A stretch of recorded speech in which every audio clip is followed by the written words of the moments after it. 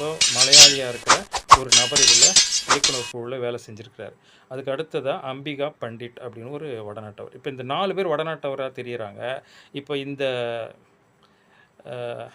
ரோஹின் ரவீந்திரன் நாயருங்கிறவர் மட்டும் மலையாளியாக தெரியார். அப்போ அவருக்கு தெரியாதா தமிழர்கள் வந்து இங்கே மதராசியாக பேசுகிறாங்க, குறிப்பிடுவாங்க வடநாட்டவர்கள் அப்படின்னு தெரியும்.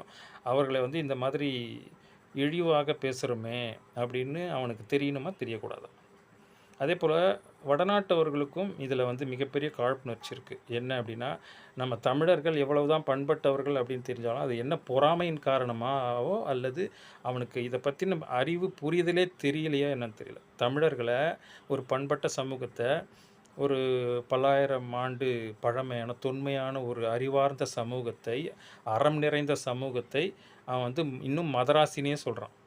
வெள்ளைக்காரன் குறிப்பிட்ட அந்த Madras residency, Madras Regency, Madras regiment அப்படிங்கிற பொருள்லையும் மதராஸ் மாகாணம் அப்படின்னு தமிழில் சொல்லுவாங்க. ஏன்னா அந்த மதராசப்பட்டினம் அப்படின்னு தமிழில் இருந்தது.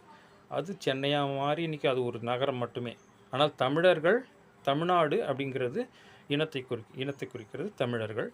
அவங்க வாழும் நாடு தமிழ்நாடு அப்படின்னு. அப்போ அதை வந்து குறிக்க தமிழர்கள் அப்படின்னு சொல்கிறது கூட அவனுக்கு அந்த ஒரு புத்தியில் வரல. ஆனால் மதராசி வாளான்னு சொல்லிகிட்டு இருக்கான். அதை வந்து இவங்க இழிவாகவும் அசிங்கமாகவும் பேசுகிறது யார் அந்த உரிமை கொடுத்தது? இதே போல் இதை மலையாளி கண்டிக்க வேணாமா? இவங்க தமிழர்கள் இந்த மாதிரி பேசக்கூடாது, எங்களுடைய பக்கத்து நாடு அப்படின்னு.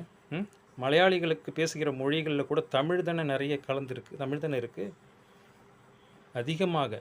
சமஸ்கிருதம், அதில் இருக்கிற சமஸ்கிருத எழுத்துக்களை எடுத்துட்டோம்னா முழுக்க அது தமிழ் தானே.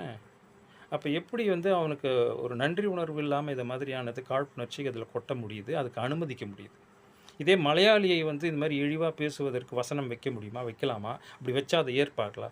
அதேமாதிரி வடநாட்டவர்களை சேர்ந்தவர்களை இங்கே உள்ள அதில் உள்ள அந்த குழுவில் உள்ள ஒரு பஞ்சாபியவோ உள்ள அது ஒரு பீகாரியவோ, ஒரு உத்தரப்பிரதேசக்காரையோ, ஒரு ராஜஸ்தான்காரரையோ, ஒரு குஜராத்திக்காரரையோ, ஒரு காஷ்மீரிக்காரையோ அல்லது போஜ்பூரிக்காரரையோ, ஒரு மைத்திலி மொழி பேசக்கூடியவங்களையோ அல்லது எந்த மொழியினரும் எந்த மாநிலத்தவரையும் இழிவாக இதில் பேச முடியுமா, பேசலாமா?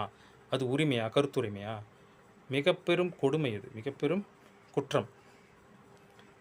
அந்த அந்த கதாபாத்திரம் இருக்குன்னா அந்த கதாபாத்திரத்தின் தன்மையை உணர்ந்து அந்த கதாபாத்திரத்தை மட்டும் திட்டுவதாக வசனம் வைக்கலாம். அது கூட ஒரு மிக தரம் தாழ்ந்த இழிவான வசனங்களை வைப்பது மிக தவறு, குற்றம். ஏன்னா இன்றைக்கி வந்து எல்லா வயதினரும் பார்க்குறாங்க, இதை சமூக வலைதளங்கள் மூலமாக இந்த இதை பார்க்குறாங்க. இதே ஒரு திரைப்படத்தில் வச்சுட்டு இந்த மாதிரி இருந்துட முடியுமா? அவங்க எவ்வளோ கண்டனங்கள் வந்திருக்கு, எவ்வளோ விருப்பம். இது தணிக்கை இதில் வெப் சீரிஸ்க்கெல்லாம் இல்லைங்கிறதுனால